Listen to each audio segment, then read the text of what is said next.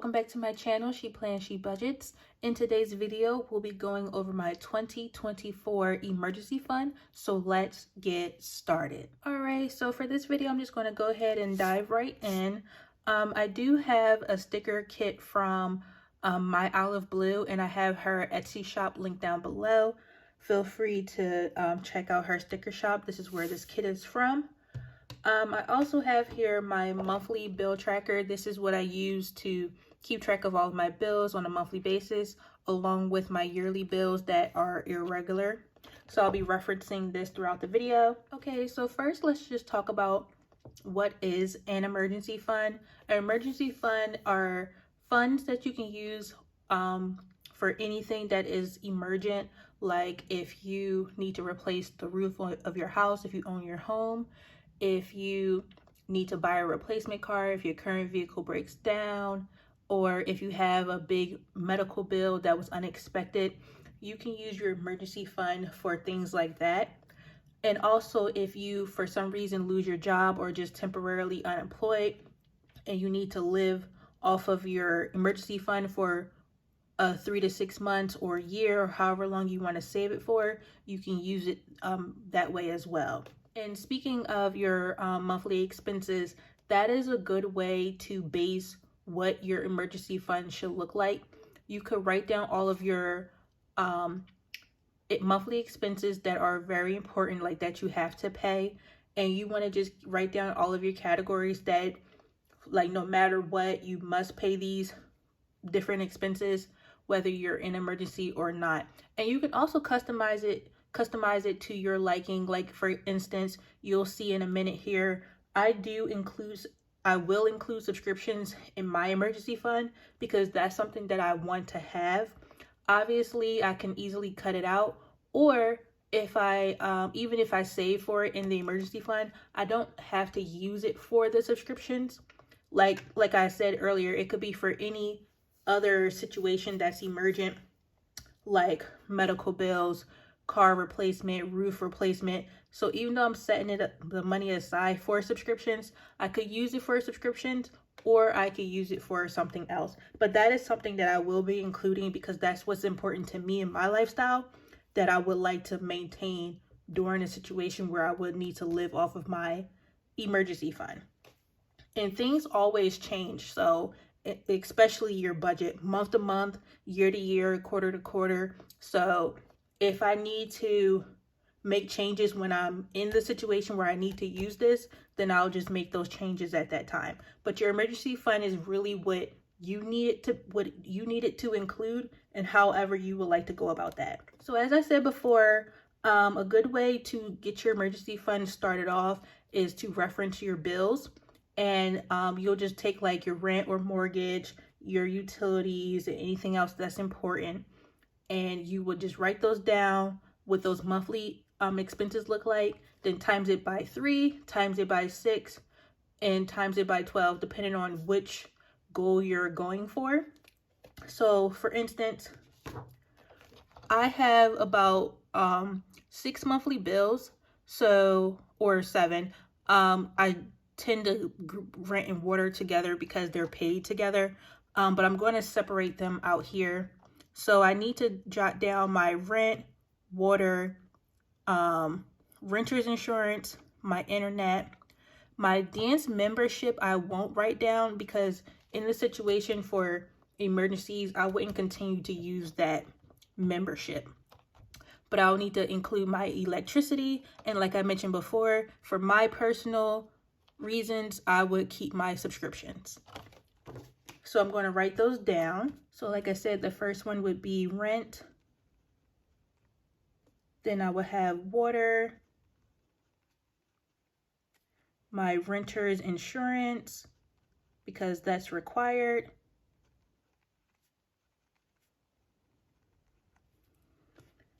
And then I will also have my internet. So internet, my electric bill, and the subscriptions.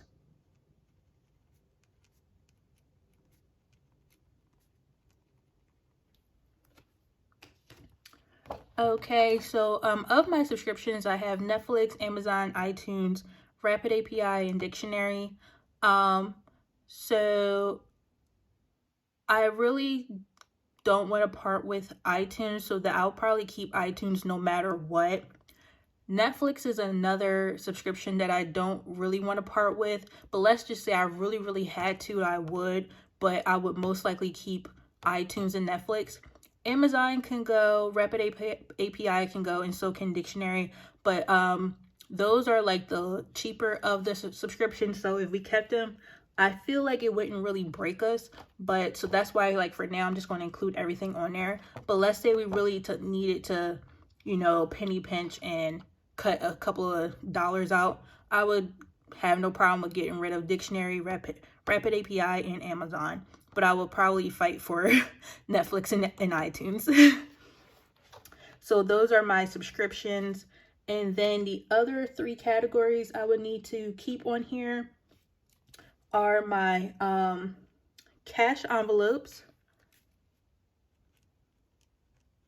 And I'm just going to group those into one. And I do have my main budget book right now that I'm using for December, just to show you my cash envelopes, which are gasoline, groceries, household spending, eating out, and entertainment. For this purpose of an emergency fund, I would cut out entertainment, eating out, and I would reduce groceries to $700. I know we can live off of that because we just recently bumped this up, the groceries category. But so I would cut out eating out, entertainment, and I would reduce groceries, and that total would be less than the $1,550 I currently budget for. But I'm gonna do the numbers in a second. And then the last one would be, well, not the last one, the next one would be sinking funds.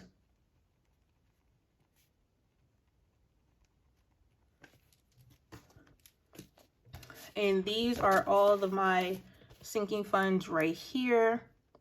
Self-care, pets, home projects, car maintenance, car insurance, annual subscriptions, vetting, grooming, and health and wellness. I would account for all of those. And the reason I would need to account for all of those, because I do have some irregular bills down here at the bottom on my monthly bill tracker. And these are the bills that come out either annually or biannually. And most of all of these come out from annual subscriptions, car maintenance, and car insurance. So by me taking care of my sinking funds in this emergency fund, I would be able to take care of all of my bills throughout the year. And then the very, very last category I would have is a buffer, because you never know when you might need some extra money. So how I like to do my emergency fund is I'm going to write down the 1 month amount, but I will round up. My rent is normally $2,259 a month, but I'm just going to round that up to $2,300 just to give myself an extra cushion, because again, I may not need to use this exactly to pay bills. I might need to use it for something else, like the medical bill, or another big ticket item. So I just want to have as much money in here as possible, but I want to make it realistic because I don't have all the money in the world to save. So I want to make my goals realistic. So for rent, I'm just going to bump that up to $2,300. For water, I normally budget $125, and that's pretty good, given that my bills haven't exceeded this number. And I did share with you all that I do keep track of my yearly expenses on these stickers here, also from my Olive Blue, again linked down below. As you can see previously, for water bill, I could see for all of 2023 and most of 2022 that my water bill has not exceeded $125. So I feel like that number is a safe number to budget. All right, so for renter's insurance, that's normally $9.58, but for this purpose, we'll mark down $10. For internet, that's normally $60.30, and again, we'll round up to $61. For electric, similar to the water bill, I'm going to just stick with $150 because I'm able to see in my yearly bill tracker that the numbers, you know, average out to about 150 or less. For subscriptions, I normally set aside $48 for this, and that is to account for all of these subscriptions. I'm going to round up to $50, but like I said again, this $50 could go towards the subscriptions, or it can go towards something else because I may or may not keep all of them, but the two for sure is iTunes and Netflix. Okay, for cash envelopes, I mentioned that I would cut out entertainment, eating out, and I would also reduce my grocery budget. So that would bring me down to $1,200 a month. For sinking funds, I think $400 a month would be good. Right now I budget $733, but I would reduce it to $400 and just, you know, make those numbers work each month as I need them. Because even though I want to factor in my irregular bills, they only happen once a year except for car insurance. So let's say, for instance, I need to live off my emergency fund and it's like the second half of the year. As you can see, I only have one irregular bill. So it's like I don't have to go overboard with this. So I think $400 would be good, and it will also account for all of my other monthly sinking funds. So I think I'm good there. But with me building in a little fluff and a buffer, I think I'll, you know, make ends meet and just move the numbers around as I need it, you know, during whenever this time period falls, if it happens. And then lastly, for a buffer, I would just want to keep a $200 buffer a month. And again, just use it as needed. So let's get this total. So we have 2,300 plus 125 plus 10 plus 61 plus 150 plus 50 plus 1,200 plus 400 plus 200, and that is a total of $4,496. All right, so $4,496. So for 1 month, I need about $4,500. And then I'm just going to do times 3 for the next one. So for 3 months, I would need $13,488.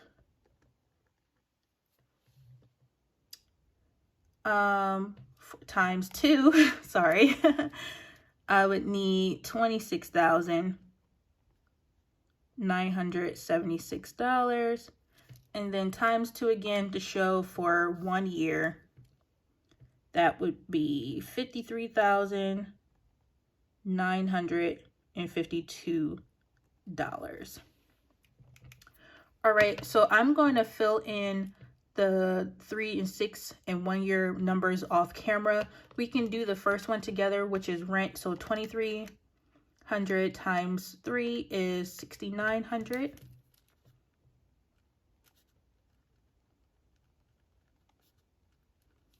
And then times 2 for 6 months is 13,800. And then times that by 2 again for 1 year is $27,600, which sounds wild, but that's how much rent is these days. That look a little ugly.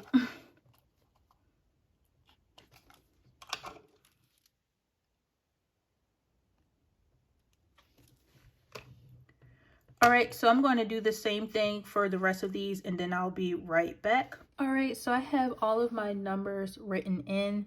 I did have to make a correction off camera. So I did notice for my internet bill, I put $61, but I forgot that I wanted to round up to 65 because I did want this to be a nice even number of 4,500, which would change these 3 numbers right here. So I did just go ahead and wipe that out and just made the correction. wrote in all the numbers for 3 months, 6 months, and a year, and did the totals again at the bottom. And then I also wrote down some notes down here that would help me to achieve these goals. So the first thing I wrote down was to cancel my dance membership, and I mentioned that earlier in the video that I wouldn't continue to pay for this. I also mentioned that I would reduce my grocery bill to $700 a month. Along with my sinking funds, I would reduce that to $400 a month. And then lastly, I wrote down to remove eating out and the entertainment funds. I wouldn't continue on with those during any time I would need to dip into my emergency fund to cover expenses. So my goal right now for like a short-term goal would be to save up to the 6-month mark, and that would be a total of $2,700, or sorry, $27,000. And I don't really have a set time frame for that, but I would be working on this goal towards the end of 2024. And if you recall from my previous video, I did mention that right now, I'm trying to flip to the tracker. Right now, I'm only saving for a starter emergency fund of $1,500. And that's mostly because I am currently 1 month ahead with my expenses. So all of our current bills are paid from the previous month's paychecks. So like for December, all of those expenses are paid ahead with the paychecks we got in November. And all the December paychecks we got, we're going to put that towards January's expenses. So that's how we are able to be 1 month ahead. And so for our emergency fund, we're going to start off with $1,500. And then I will keep track of those trackers back here for 3 and 6 months once I buy them from Debt Free Charts, which is also linked down below. But for 2024, starting in January, we're going to fully focus on car savings. So we're not paying off anything. We're just saving for the car, for a new car, because we really, really need a second vehicle. And the goal is $20,000. But I do have like a hard end date with saving for this, which is through July of 2024. So we're just going to see how close we get to $20,000 between now and July of next year. And wherever we get to by the end of July is just where we're going to stop, because then in August of 2024 we're going to resume with the emergency funds. And I would love to finish the 6-month mark by the end of the year, but it'll most likely spread into 2025.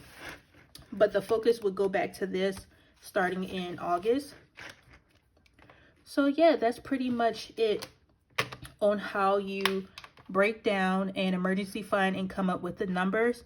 Is based on your personal needs, which you consider to be important to you during an emergency situation, whether that's to pay your bills down or to handle any other big ticket expense that needs your immediate attention. This is how I like to break it down. I base it off my bills, but feel free to base it off of whatever is more convenient to you. And yeah, that's pretty much it. So right now my goal is to hit the 6-month mark, $27,000. My long-term goal, like years from now, is to save 2 years. So I would even double the year section. I would make it 2 years, but that's like way down the line after I hit other financial goals. Because that's just what I want is to have a 2-year emergency fund. But my short-term goal would be 6 months. And that's pretty much it for this video. So I want to thank you all so much for watching. Please be sure to like, comment, and subscribe down below. And I will see you all next time. Bye.